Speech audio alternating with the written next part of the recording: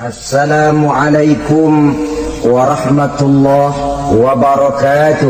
Waalaikumsalam warahmatullahi wabarakatuh. Alhamdulillah wassalatu wassalamu ala sayyidina Rasulillah sayyidina wa maulana Muhammad ibn Abdullah wa ala alihi wa sahbihi wa mawala. La haula wa la quwwata illa billah, amma ba'du.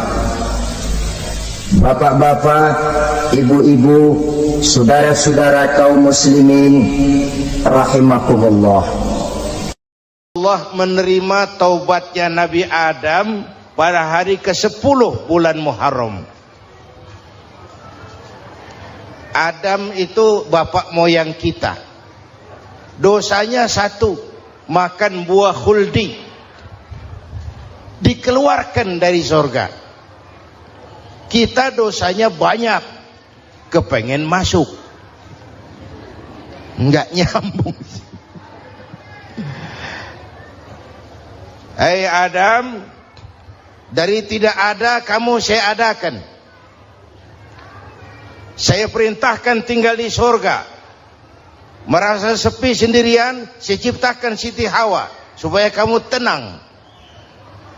Kamu boleh nikmati semuanya. Ini boleh, itu boleh, ini boleh, itu boleh. Makan, makanlah yang kau mau. Minum, minumlah yang kau suka. Pakai, pakailah yang kau senang. Satu yang saya minta, jangan dekati pohon khuldi. Itu kau tidak sanggup, keluar. Diusir dari surga. Sujud Nabi Adam. Kata riwayat 40 tahun sujud membaca Rabbana zalamna anfusana wa illam taghfir lana wa tarhamna lanakunanna minal. Itu namanya istighfarnya Nabi Adam. Istighfar itu kan mengucapkan astagfirullah, basmalah, membaca bismillah. Jangan kayak teman saya disuruh banyak-banyak baca istighfar, benar-benar dia baca istighfar, istighfar, istighfar. Bukan itu maksudnya. Nah, maka salah satu amalan yang sangat dianjurkan di bulan Muharram ini memperbanyak istighfar. Tidak ada orangnya yang tidak. Ayo jujur, ini yang kumpul di sini ini semua, ada nggak yang nggak punya dosa? Yang merasa nggak punya dosa, ayo ke depan. Ada?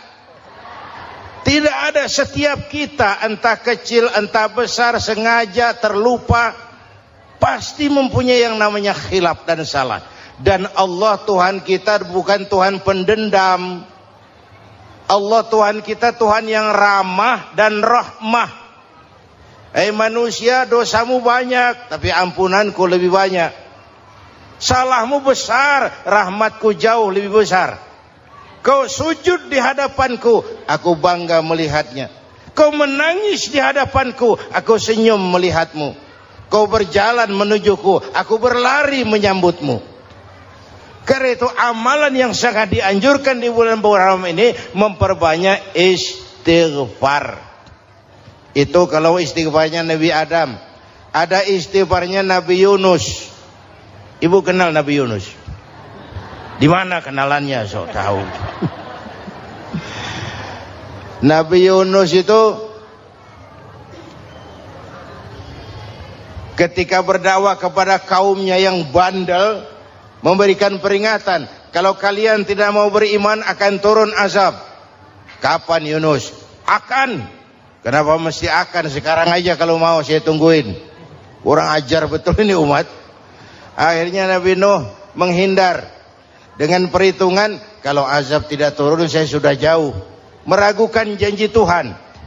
Lalu naik kapal, dinaiki oleh Yunus, kapal mogok. Dicari siapa biang keroknya ini. Diundi, ternyata Yunus. Sampai 3 kali diundi. Dibuanglah Yunus ke dasar laut. Ditelan oleh ikan nun atas perintah Allah. Telan itu Yunus, jangan pakai dikunyah, rusak urusan. Telan saja, simpan di perutmu. Dibawa oleh ikan nun ke dasar lautan. Itu yang oleh Quran dikatakan bertemulah 3 macam kegelapan. Zulumatun salas, gelapnya tengah malam, gelapnya di dasar laut, gelapnya di dalam perut ikan. Itu namanya peteng. Mbahnya gelap. Di perut ikan itulah Nabi Nuh sadar akan kesalahannya, meragukan janji Allah, meragukan janji Allah. Ia sujud di dalam perut ikan itu, membaca la ilaha illa anta subhanaka inni kuntu. Itu istighfarnya Nabi Yunus. Dibacakan istighfar begitu, ikan sakit perut, Pak. Di dasar laut kemana mau cari apotik? Dia naik ke permukaan, memuntahkan isi perutnya. Nabi Yunus keluar dengan selamat. Itu pun terjadi pada hari ke-10 bulan Muharram. Istighfar intinya itu. Itu amalan utama bulan Muharram, memperbanyak istighfar. Allah selamatkan Nabi Nuh dari bahtera banjir yang luar biasa 10 Muharram. Allah selamatkan Nabi Ibrahim dari pembakaran Raja Namrus 10 Muharram. Setelah Nabi Ibrahim itu menghancurkan berhala-berhala, Abrahat pulang mau ibadah, lihat Tuhannya berantakan, marah besar. Siapa yang menghancurkan Tuhan-Tuhan kita ini? Ada yang lapor, kami lihat Ibrahim. Tangkap. Belum ada bukti. Tangkap dulu yang penting. Bukti belakangan. Tangkap. Wah, dikerahkanlah aparat. Tangkap Nabi Ibrahim. Disidang langsung oleh Abrahat. Oleh Namrus maksud saya. Ibrahim, kau yang menghancurkan berhala-berhala kami ini, Tuhan-Tuhan kami. Siapa bilang? Ada yang lapor. Saya dengar enggak semua berhala itu hancur. Ada yang paling besar, angkat tangan, saya lihat ada kampak di tangannya. Barangkali yang besar itu iseng tuh, yang kecil-kecil dikampakin. Tanya aja sama dia, kamu gila? Kenapa? Masa kami disuruh nanya berhala? Nggak bisa jawab. Nggak bisa jawab. Lah kenapa disembah? Lebih gila mana? Tahu nggak bisa jawab kenapa disembah? Kurang ajar kamu Ibrahim. Bakar, dibakar. Ketika Ibrahim dilempar ke kobaran api yang menggunung, Allah perintah api, ya naru kuni bardan wa salaman ala Ibrahim. Hai api, dinginlah sampean. Api Madura waktu itu, Pak. Hai api, dinginlah sampean, selamatkan Ibrahim. Api tunduk kepada perintah Allah. Ibrahim masuk ke kobaran api, selembar rambut pun tidak terbakar. Kenapa? Apinya tunduk kepada perintah Allah. Kenapa? Karena Ibrahim orang yang takut kepada Allah. Api tunduk kepada perintah Allah. Kalau kita baca ayat itu, masuk ke api, mateng. Sudah hadirin yang saya muliakan, oleh karena itu selamatnya Ibrahim dari pembakaran Raja Namrus itu pun pada 10 Muharram, Yaumul Asyura, hari ke-10 dari bulan Muharram. Imedia. Bapak Ibu hadirin hadirat yang saya cintai, sebagian kecil tentang Nabi Adam, Nabi Ibrahim dan Nabi Yunus, tapi saya belum menceritakan tentang Nabi Nuh tadi. Mengulang kaji. Nabi Nuh salah seorang rasul yang masuk ulul azmi 5 besar. Karena memang perjuangannya menggambarkan satu usaha yang ulet dan luar biasa. Beliau diberi umur 950 tahun. Lalu berdakwah selama 900 tahun. Sore, pagi, siang, malam. Dapat pengikut tidak lebih 80 orang. Rata-rata 10 tahun satu. Kalau saya minta berhenti aja jadi nabi, Pak. Ustadz mana masih mau buka pesantren? 10 tahun buka pesantren, yang nyantri cuma 1. Pedagang mana yang masih mau dagang? 10 tahun dagang, yang beli 1. Pimpinan partai mana yang masih mau kampanye? 10 tahun buka partai, yang nyoblos 1. Bangkrut. Umatnya bandel, kurang ajar, durjana, bajingan, tengik. Umatnya Nabi Nuh ini kalau diceramahi telinganya ditutup dengan tangannya. Nabi Nuh akhirnya rekes, Tuhan, siang malam saya berdakwah kepada umat ini, tiap kali saya sampaikan dakwahmu, mereka tutup telinganya dengan tangannya, alergi dengar ceramah. Apa itu ceramah? Non profit. Saudara-saudara, jadi mau kamu gimana? No, sudah Tuhan, habiskan saja orang kafir. Nanti kalau punya anak, anaknya pun kafir lagi, lebih baik bapak moyangnya sikat habis. Biasanya kalau bapak kalong, anak kampret. Bapak nyolong, anak nyopet. Fotokopi gimana aslinya? Habiskan saja. Itu mau kamu, Nuh? Iya. Oke. Nanti aku turunkan banjir, Nuh. Buat kapal. Dengan apa saya harus buat kapal, Nuh? Ya dengan kayu, kata Tuhan. Kayunya dari mana, Tuhan? Ya dari pohon, Nuh. Pohonnya belum ada, Tuhan. Ya tanam dulu, Nuh. Bikin kapal kayunya nanam pohon. Apa artinya? Perjuangan perlu kesabaran. Sukses itu ada prosesnya. Nggak bisa simsalabim abracadabra lalu kita mau sukses. Semua ada prosesnya. Walaupun kenyataannya begitu. Sukses banyak bapaknya, gagal itu yatim. Kalau kita sukses banyak yang ngakuin. Yang baru ketemu pakai manggil encing. Ketemu baru. Tapi sukses banyak bapaknya.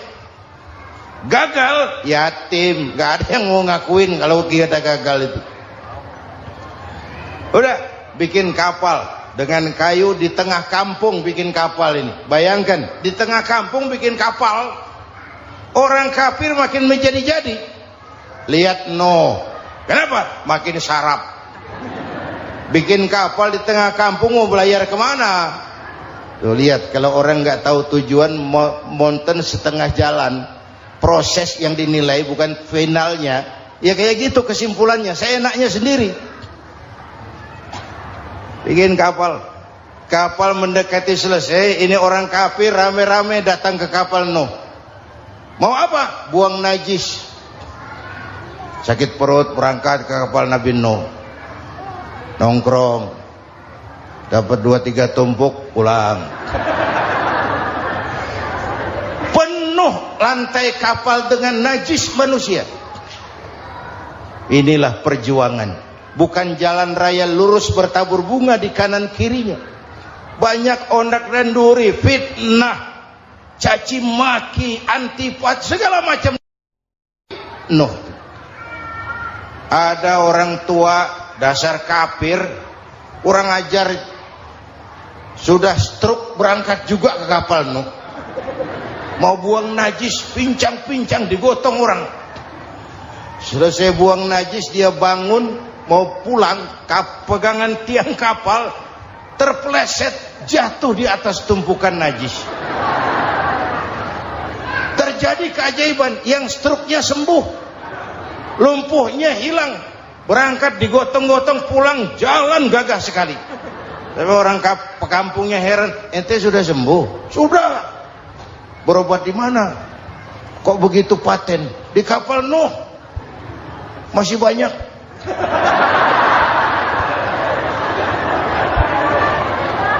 Yang berasa perlu obat bawa rantang. Ambil bersih lagi geladak kapal itu. Sudah selesai Nuh? Selesai. Oke, kau orang yang beriman bersamamu, binatang serba sepasang, naik Nabi Nuh, naik orang beriman, naik binatang serba sepasang. Ini cikal bakal penyelamatan manusia, Pak. Naiklah orang beriman, sudah naik semua, Nabi Nuh kontrol. Ini contoh buat kita, kontrol. Sudah naik semua teman-teman, sudah. Pemimpin yang baik bukan cuma terima laporan di belakang meja. Laporan itu yang mana juga bagus. Sama juga kampanye yang mana juga merdu. Kalau saya Kalau aja yang dihitung.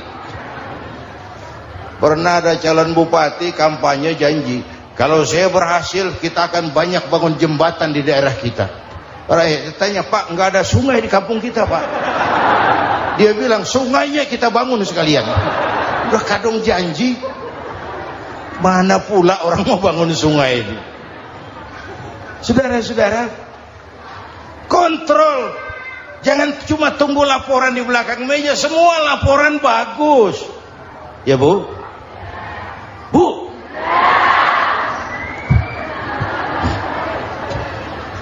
Nabi Nuh kontrol. Sudah naik semua? Sudah Nuh. Pulan bin Pulan naik. Naik Nuh. Paimin bin Tukijo. Naik. Kami lihat naik. Ada orang Jawa juga kayaknya. Ada. Sudah kontrol. Kanan anak saya ikut nggak naik kapal? Kami tidak lihat itu Nuh. Kanan. Ini potret. Bapaknya aktif ke masjid, ibunya rajin ke majelis taklim, anaknya keleleran kemana-mana. Bukan di sini, di Prancis.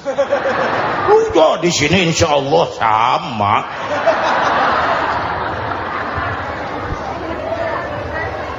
Nuh karena sayang anak, Nuh karena cinta anak, Nuh karena tanggung jawab anak, cari naik ke atas kapal. Lihat Kanan, anak saya, nggak lihat Nuh. Turun ke ruang bawah, periksa lagi. Mang, ayah Kanan di dia. Jamaah Tasik ini rupanya di dalam. Tuh ayah Mang. Ayah kemana ya budak ini? Turun ke bawah, tanya lagi. Ono Kanan tuh? Orang nano raketok. Rombongan Jawa Tengah. Naik ke atas buritan. Dari buritan kelihatan ternyata Kanan tidak ikut naik kapal, kumpul di darat bersama orang kafir. Ini potret kita sekarang. Kumpul sama orang kafir, hanyut anak-anak kita, ditelan budayanya orang kafir, ditelan tradisinya orang kafir, ditelan pergaulannya orang kafir.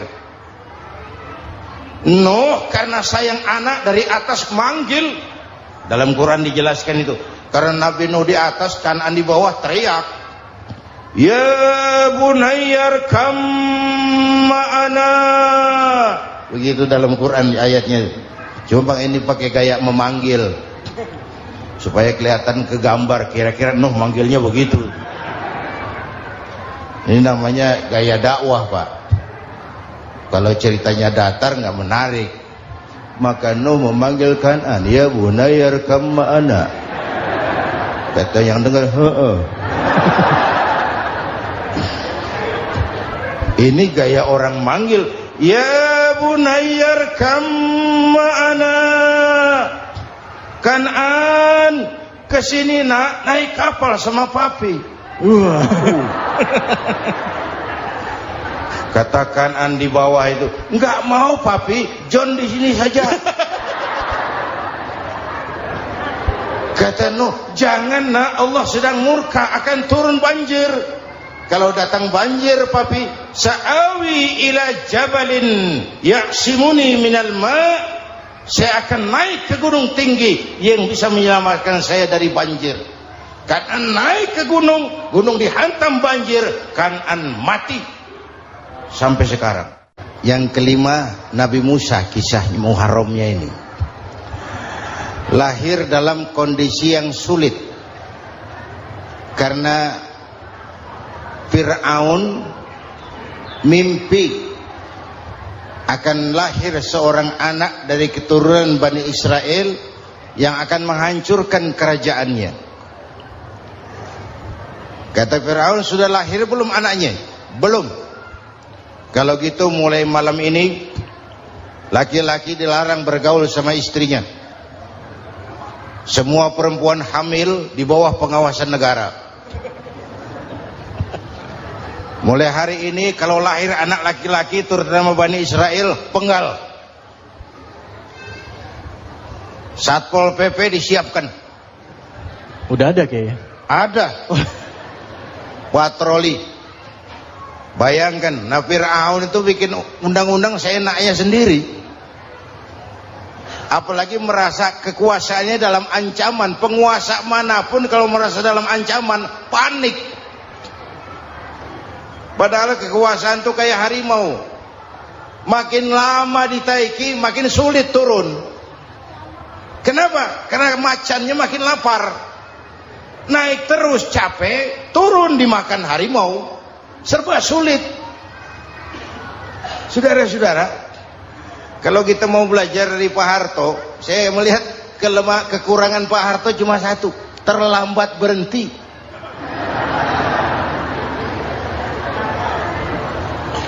Terlambat berhenti. Di sekelilinginya banyak tukang-tukang jilat, tukang-tukang semir. Pak, kalau tidak ada bapak kami bagaimana Pak?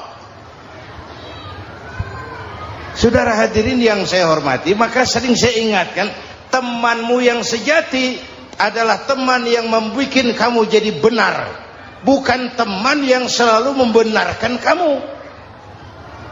Berapa banyak pejabat-pejabat hancur karena selalu dibenarkan oleh lingkungannya. Bapak benar Pak, Bapak bijaksana Pak, itu tepat Pak, benar. Buang angin pun kata kelilingnya, oh Bapak sehat.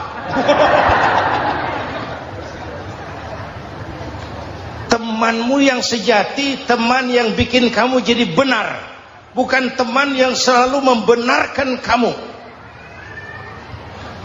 Bapak Ibu hadirin yang saya hormati, tapi kehendak Allah terjadi. Lahirlah Musa. Bayinya dihanyutkan di sungai Nil. Bayi sudah menderita, dihanyutkan di sungai Nil. Dan akhirnya besar di lingkungan istana Fir'aun.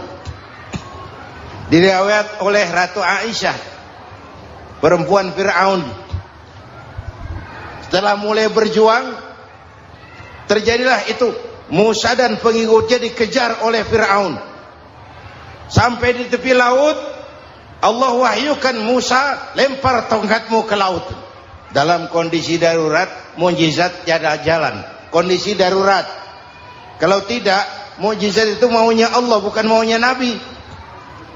Nabi nggak kuasa. Allah yang mau. Tapi hidup Nabi bukan mukjizat, manusiawi. Tidak mentang-mentang ada mukjizat tongkat, tiap sulit main tongkat. Nggak usah berjuang kalau begitu. Itu darurat menyelamatkan umat. Tongkat dilempar ke laut, laut terbelah. Laut terbelah. Itu secara visualnya bisa kita lihat dalam film The Ten Commandment. Udah nonton belum? Urusan nonton kalah sama Ustadz bagaimana sih? Ten Commandment, 10 firman Tuhan. Tekniknya bagus loh. Bagaimana laut terbelah. Musa lewat, Fir'aun mengejar. Musa sampai di ujung sana, Fir'aun masih di sama tengah perjalanan. Laut nutup kembali. Laut menutup kembali, Fir'aun tenggelam. Cengap-cengap di lautan. Begitu nafas sampai di tenggorokan, Fir'aun sambil cengap-cengap itu, amantu bi Rabbi Musa wa Harun. Duh, kalau begini mah saya juga percaya sama Tuhannya Musa. Malaikat maut jengkel, goblok loh. Terlambat sekarang. Tenggelamin terus. Modar. Musa selamat. Fir'aun mati. Jenazahnya, jasadnya terdampar di pinggir laut. Beberapa waktu kemudian ditemukan orang, dimumi, dibalsem, diawetkan. Itu sesuai janji Quran. Wa kadzalika nunajjika bi badanika litakuna liman khalfaka ayah. Kami selamatkan badan kamu agar jadi pelajaran bagi orang-orang sesudah kamu nanti. Janji Quran tepat. Janji itu 14 abad yang lalu. Jasad Fir'aun ditemukan, dimumi, diawetkan, dibalsem di bawah nama Parao Ramses II. Sekarang tersimpan di Museum Negara di Mesir. Kapan-kapan nanti ibu main ke Mesir, mampir. Naik ojek paling berapa itu? Oh, orangnya tinggi, hidungnya mancung, pokoknya pantaslah jadi Firaun. Selamatnya Musa di kejaran Firaun di ujung sana itu terjadi pada hari ke-10 bulan Muharram, yang oleh orang Nasrani diperingati dengan hari raya Paskah. Mereka melaksanakan puasa, mensyukuri nikmat keselamatan dari kejaran Firaun. Makanya kalau kita ikut puasa di bulan Muharram bukan mengikuti syariatnya Nasrani, salah. Karena Nabi mengajarkan, itu sumbernya, bukan ikutan sama ibadahnya Israel. Tapi memang agama ini kan merupakan mata rantai. Datang Rasul baru melengkapi Rasul sebelumnya, datang Rasul baru melengkapi Rasul sebelumnya. Mata rantai yang berkaitan. Setelah Muhammad selesai, selesailah tugas Nabi dan Rasul. Selesailah misi Nabi dan Rasul. Tidak ada Nabi lagi sesudah Nabi Muhammad. Itu harga mati, titik. Gak ada kompromi. Siapapun sekarang ini nggak datang ngaku jadi Nabi, wajib tidak percaya. Wajib tidak percaya. Tapi kaitannya memang kita bilang Nasrani, orang bahasa Arab, bahasa Ibraninya Nazaret, Nasiroh, Nazaret. Itu beda dialek. Kita Daud, dia David.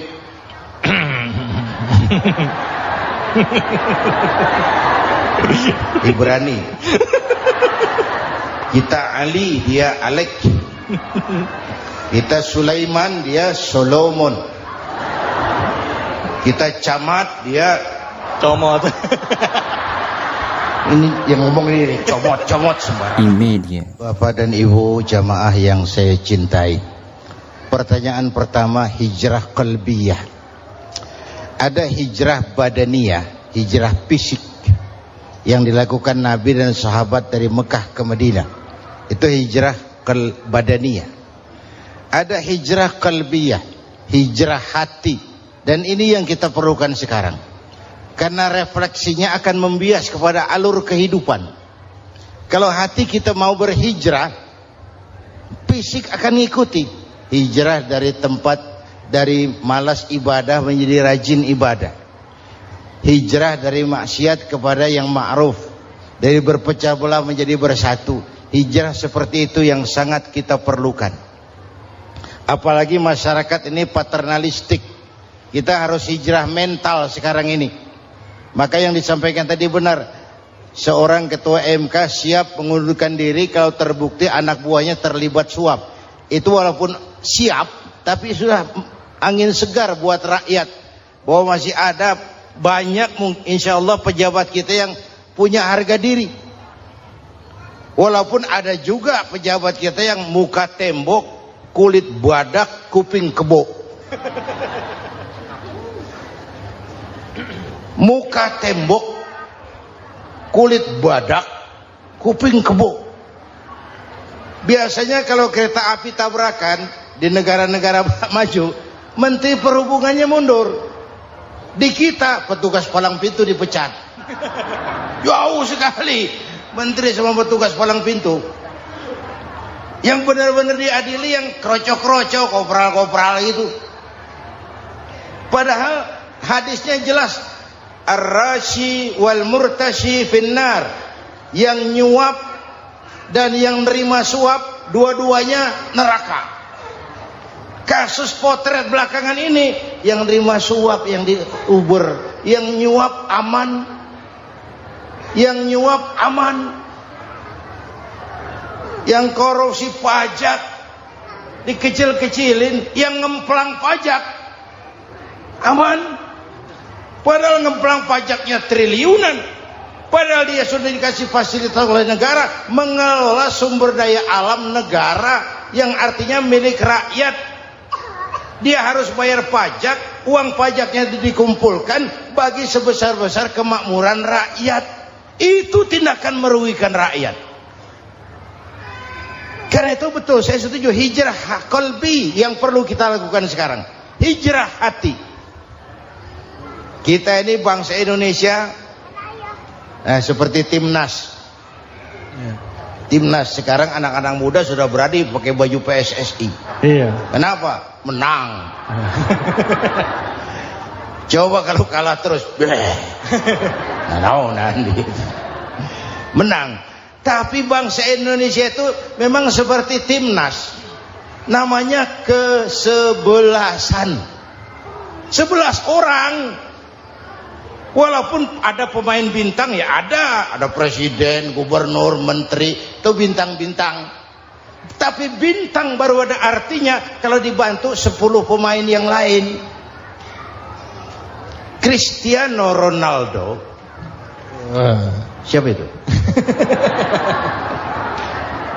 Penyerang tengah Real Madrid. Bintang. Lionel Messi. Siapa lagi itu? Barcelona.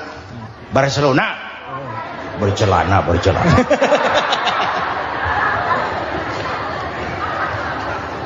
Michael Rooney, bintang Manchester United. Ronaldo baru bintang, Messi baru bintang kalau ada 10 pemain yang lain. Bagaimanapun hebatnya Cristiano Ronaldo, kalau sendirian lawan satu kesebelasan, babak belur.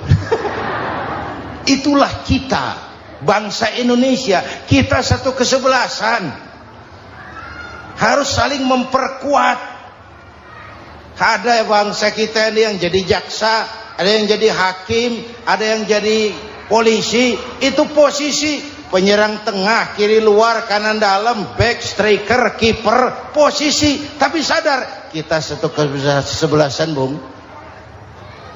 Jangan bikin gol ke gawang sendiri. Kalau punya bola bagus, operan dong sama temannya. Yang bisa menciptakan gol, operan. Ada yang jadi pengusaha besar, bagus boleh. Punya untung besar, operan. Kasih masjid, kasih pesantren, operan. Ini kesebelasan kita kalau punya bola pelitnya setengah mati, Pak. Nggak mau ngoper. Bawa sendiri, mending bikin gol. Enggak. Kita ini satu kesebelasan.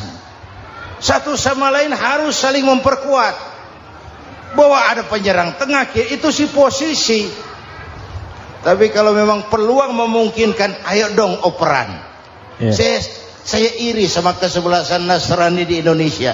Mereka kalau punya bola operannya cakep. Gereja cepat selesai, rumah sakit Kristen cepat selesai. Kenapa? Operannya bagus. Kita ini kalau punya bola bawa sendiri, nggak mau ngoper. Maka masjid nggak selesai-selesai. Madrasah banyak yang bocor. Rumah sakit Islam kalah bersaing. Kenapa? Operannya berat. Ayo menyadari kita ini timnas, satu kesebelasan. Jangan menjegal kawan seiring. Kawan sendiri dijegal. Sudah musuh terlalu kuat, gawang sendiri dijebol. Akhirnya terbalik kita ini. Ujian terberat telah diberikan Allah kepada para anbiya. Kemudian para aulia, kemudian para ulama. Summal amsal fal amsal, ke bawah dan ke bawah, diuji setiap orang menurut kekuatannya berpegang kepada agama. Kalau karena anak Melayu bilang, kalau takut dengan ombak, jangan berumah di tepi pantai. Kalau takut diterjang ombak, jangan berumah di tepi pantai. Kata ibu tadi, mau jadi pohon tinggi harus berani ketiup angin. Makin tinggi pohonnya, makin keras anginnya. Takut angin, jangan jadi pohon tinggi, jadilah rumput. Nggak ditiup angin, tapi diinjak kebo. Apa yang nggak ada resikonya? Apa yang nggak ada resikonya? Semua nabi ada yang dihantam kekuasaan yang arogansi. Ibrahim berhadapan dengan Namrud. Musa berhadapan dengan Fir'aun. Ada yang diuji dengan berhadapan umat yang sangat kurang ajar. Ada yang diuji dengan gosip yang dahsyat. Nabi Yusuf. digosipi sama Zulaikha itu. Nabi Yusuf Nabi Yusuf